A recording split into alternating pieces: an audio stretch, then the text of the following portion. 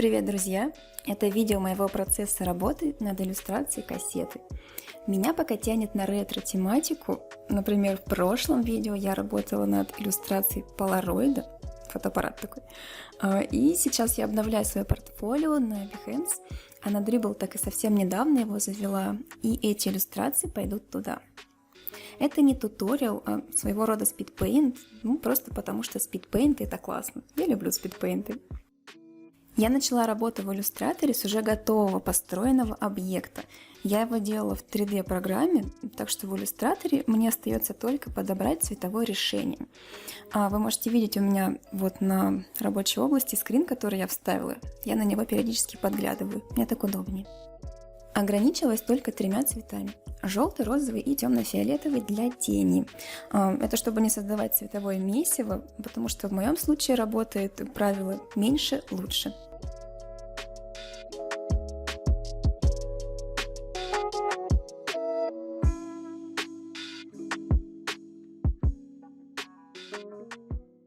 В некоторых местах меняю цвет контура, чтобы иллюстрация не была слишком похожа на чертеж. И также это помогает выявить форму объекта в тени, потому что я использую один цвет для контура и для тени.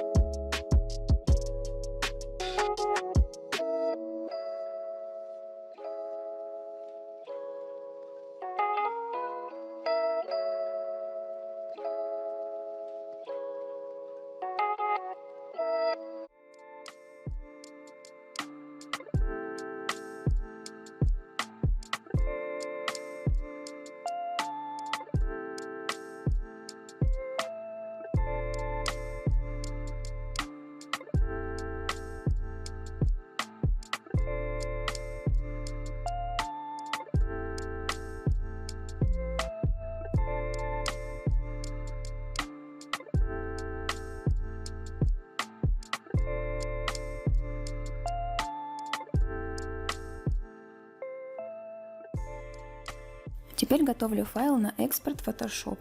Мне удобнее разбить файл на слои по цветам. Отдельно фиолетовый, отдельно розовый, белый, желтый.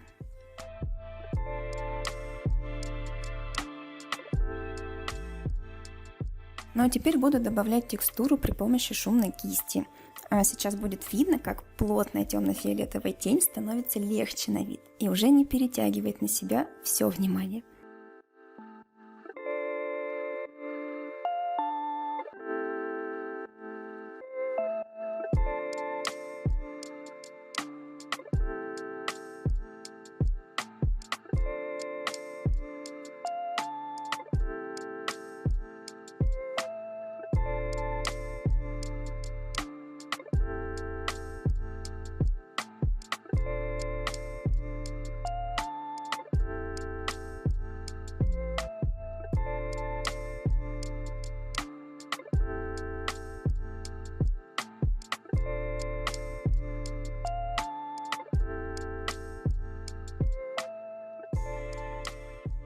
На этом все. Спасибо, что посмотрели. Задавайте вопросы в комментариях, я постараюсь на них ответить.